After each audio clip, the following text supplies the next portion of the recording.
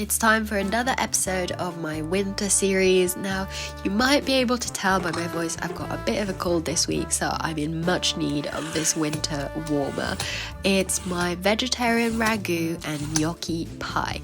Now, this recipe for vegetarian ragu is good all by itself. You can use it as a pasta sauce, you can use it as a pie filling, you can use it on toast, you can make loads and freeze them to have on hand, and it's so delicious. It's really savoury and satisfying and warm, and you really don't miss the meat in this one because it's got lots of depth of flavour and lots of different textures in there already. So already great recipe, please give this a go.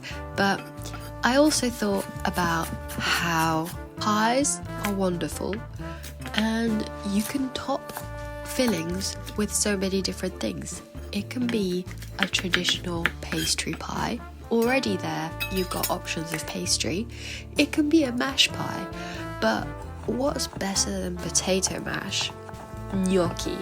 Anyone who knows me knows I'm absolutely obsessed with gnocchi.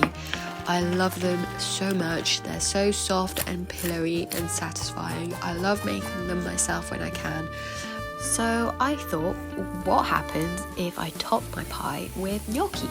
And let me tell you, what happens is good. It's so satisfying. The gnocchis cook with the sauce from the filling underneath, so they've got that lovely flavour and they go all soft and pillowy like they should, except the top goes super nice and crispy, so it's such a satisfying texture. You've got that lovely comforting pie filling, nice soft topping and lovely crispy finish, and it basically means you get all the comfort of a pie but with a lot less time and effort, because you just need to make your filling and then you can top it with shop bought gnocchi and you're good to go. And so if you make a lot of this ragu and you freeze them as well, it means the next time it's even less effort because you don't even have to make the filling.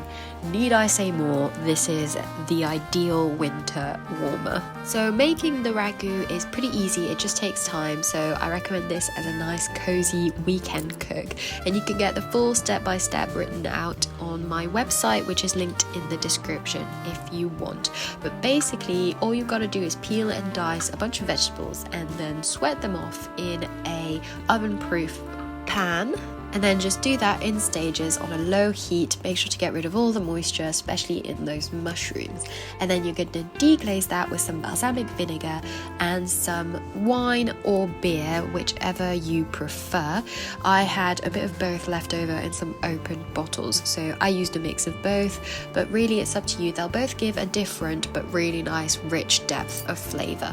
So once that's done, you're just going to add in your beans, your tinned tomatoes, your chopped walnuts and your garlic, bay leaf, and just leave that on a simmer until it reduces down and it's nice and thick and all the flavours have melded together.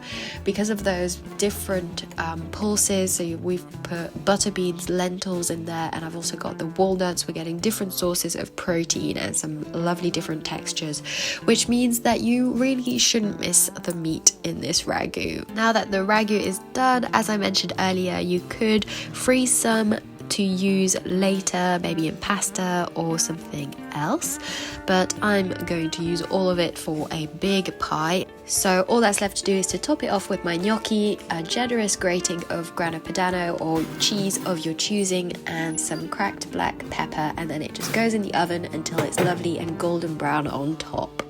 And that's it. All that's left to do is to serve up a generous spoonful of this comforting pie. It's so lovely, cozy and warm. And I love this ragu recipe because it's full of vitamins, minerals, fibre and protein, so it makes a lovely, healthier and more sustainable alternative. And if you want this to be even healthier, you could swap out the gnocchi for some mashed sweet potato, or if you wanted this to be vegan, then swap it out with vegan gnocchis and just top it off with vegan cheese or a bit of olive oil just to make sure they brown really nicely. That's it from me. I hope you enjoyed this recipe. Please make sure to like and subscribe for more every week, and I've got more recipes on my YouTube channel and website if you want to check those out.